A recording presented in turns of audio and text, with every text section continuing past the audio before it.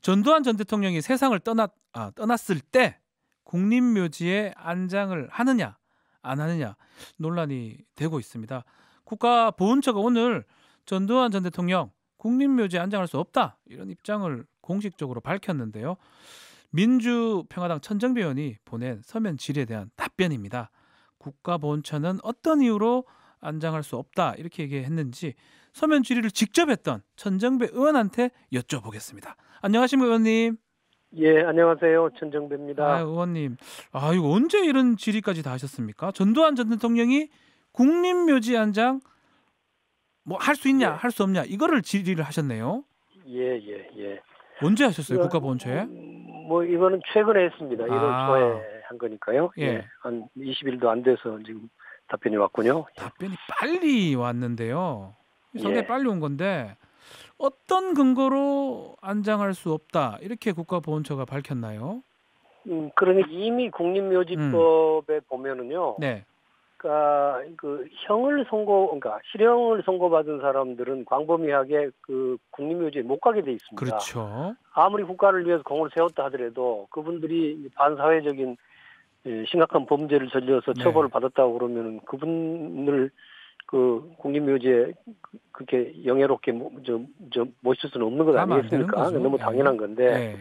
문제는 그런 사람이 사면을 받았을 때 그렇죠. 어떻게 할 것이냐 하는 데 이게 대해서는 문제잖아요. 법에 명문의 규정이 없습니다. 그러니까 이제 전두환, 노태우 이런 이들이 이제 거기에 해당하는 거죠. 네. 그래서 그것도 사면에 이제 우리 박경 변호사님 잘 아시겠지만 네. 사면이라는 것은 그 형만을 면제해 주는 것이죠. 그러니까 그렇죠. 교도소에서 수감하는 것을 무슨 풀어주는 것이지 그 형의 효력 자체가 실효되는 것은 아니거든요. 그러니까 네.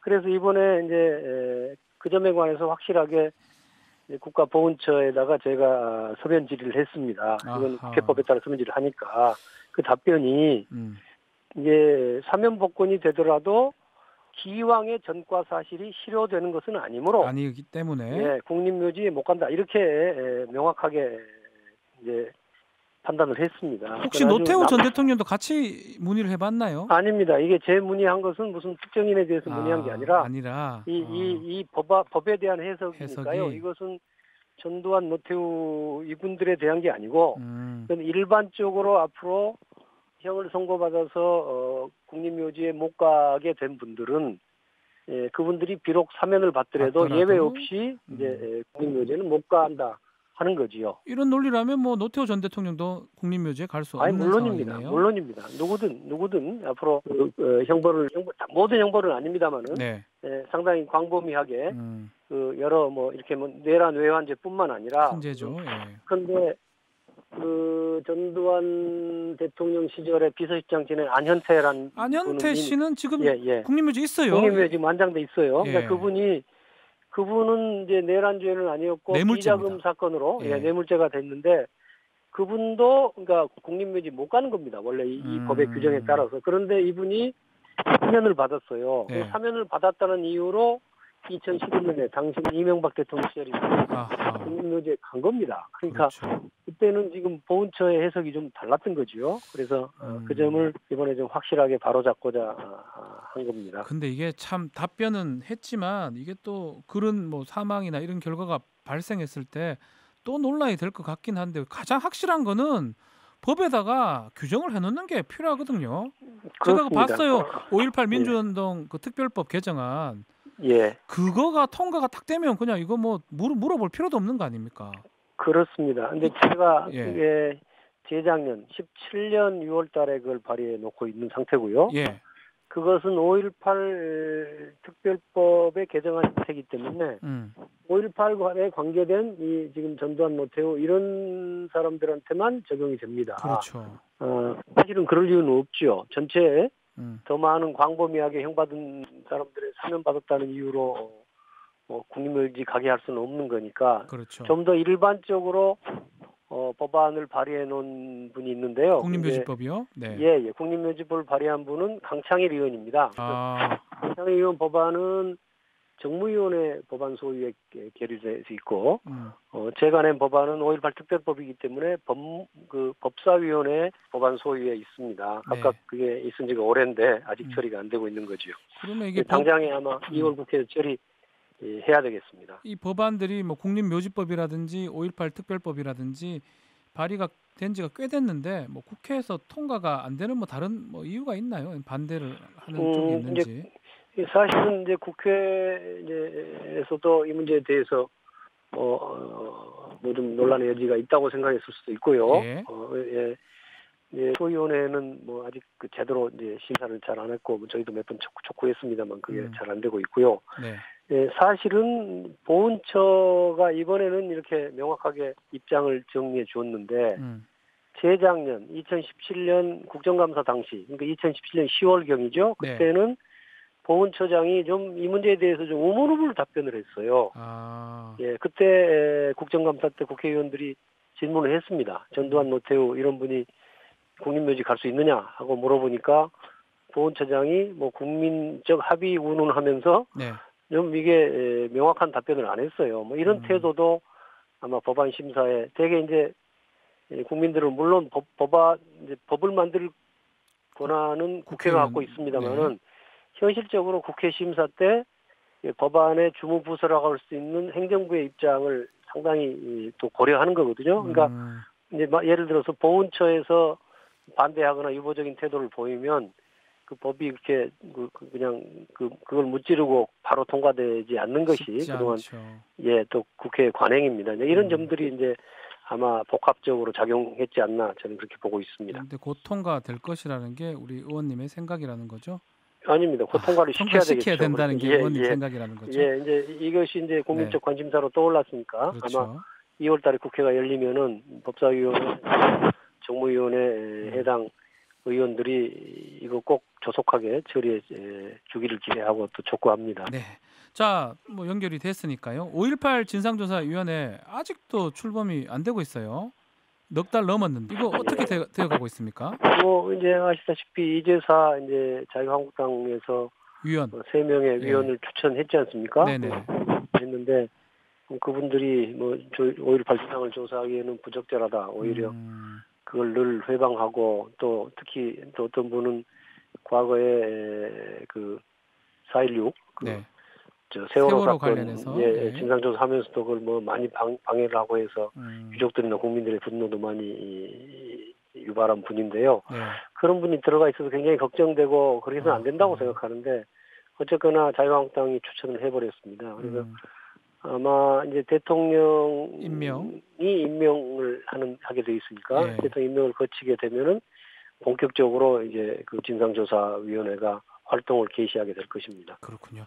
자, 의원님 어렵게 연결된 만큼 현안 관련 질문도 조금 드리겠습니다. 오늘 오전 국회 정개특위 전체회의가 있었는데 선거제도 관련해서 개편 논의 과정이 여전히 지지부진해요. 여야가 그렇습니다. 서로 뭐 책임을 떠넘기는 양태인데 우리 의원님께서는 연동형 비례대표제 꼭 필요하다는 그런 입장이죠. 저도 정개특위 위원이기도 하고요.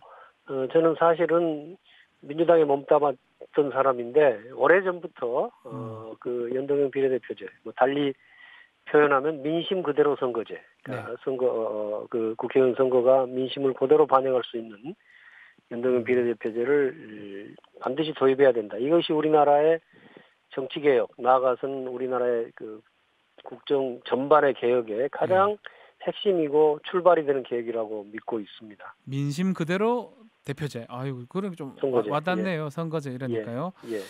자, 이 민주당 당론을 보니까요. 의원 정수가 300석 그대로 하면서 지역군 200 그리고 권역별 비례대표를 100으로 한다. 이거는 정말 받기 힘든 제안입니까? 그렇습니다. 뭐 그것이 우선 아무리 좋은 안이라도 실현 가능해야 되지 않겠습니까? 그런데 저는 그렇게 생각합니다. 오히려 우리 작은 당, 예컨대 제가 속한 민주평화당은 의원 수가 얼마 안 되기 때문에 뭐 그 지역구 축소한다고 그래도 찬성할 수 있습니다. 뭐 크게 상관치 않는데 거대 양당, 그러니까 민주당이나 자유한국당 입장에서는 과연 어떻게 자기 현역 의원들의 지역구를 없애는데 그 사람들이 나와서 하겠냐. 찬성해 줄 것인지 우리 이해가 안 됩니다. 과거에 보면은요. 지역구를 단 한 석도 줄이지를 못해서 오히려 늘렸죠. 야금야금 지역구를 늘려가면서 비례대표를 줄여놔서 네. 지금 비례대표 숫자가 아주 기형적으로 작아졌지 않습니까? 네. 300명 중에 47명이죠. 네. 그런데 이거를 253명의 지역구 의원 수를 200명으로 줄이겠다? 그래서 저는 민주당이 과연 실제로 줄인다고 그러면 저는 뭐 찬성합니다. 줄이면 그런데, 좋은데, 예. 그런데 줄일 수 있는 가능성이 전무하게 보입니다. 그러니까 비현실적인 주장을 실현이 불가능한 주장을 하는 것으로 봐서는 아마 그 제도를 실제로는 도입할 의지가 없는 것 같다. 이렇게 우리가 비판할 수밖에 없는 거죠. 자유한국당은 뭐 국무총리 추천제 받아들이면 같이 하겠다 그런 것 같은데 우리 천 의원님 보시기에는 민주당이 더 비협조적입니까? 자유한국당이 더 비협조적입니까? 저는 이렇게 봅니다. 이제 표면적으로는 자유한국당은 아예 안도 내놓지 않고 네. 또 연동형 비례대표제 근처에 갈 만한 안도 뭐 주장 안 하고 있으니까 자유한국당이 훨씬 더 비협조적이지요. 네. 그렇지만은 이 선거제도 개혁을 정말 그걸 실행해야 될 큰 책임은 정부 여당이기도 하고 네. 또 촛불 민심을 대변하는 정당인 민주당이 더 큰 책임을 갖고 있다고 생각합니다. 그런 점에서 본다면 저는 이번 선거법이 처리되기 위해서는 두 가지 경우 중에 하나밖에 없다고 생각하는데요. 네. 하나는 민주당이 사실은 문재인 대통령이 나서셔야 될 겁니다. 문재인 대통령과 민주당이 나서셔서 네. 아까 지금 자유한국당에서 총리 추천제를 요구하고 있지 않습니까? 그렇죠. 그러면 총리 추천제든 다른 어떤 것이든 간에 그쪽에서 요구하는 것을 좀 들어주면서 선거법을 관철시켜야 한다고 생각합니다. 네. 총리 추천제는 사실은 지난 개헌 국면 때, 재작년 국면 때 저희 민주평화당과 또 정의당도 총리 추천제를 요청한 적이 있습니다. 네. 지금도 국회에서 총리는 국회에 임명 동의를 거쳐서 임명하게 되지 않습니까? 예. 그런데 그걸 조금 순서를 바꿔서 국회가 먼저 추천하게 국회는 어차피 다수결로 추천하지 않겠습니까? 네.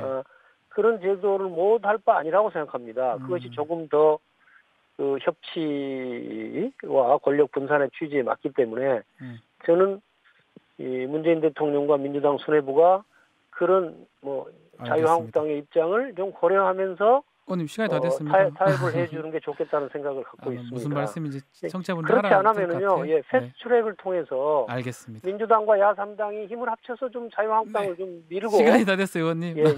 다음에 또 연결을 하겠습니다. 감사합니다. 감사합니다. 민주평화당 천정배 의원과 말씀 나눴습니다. 박지훈의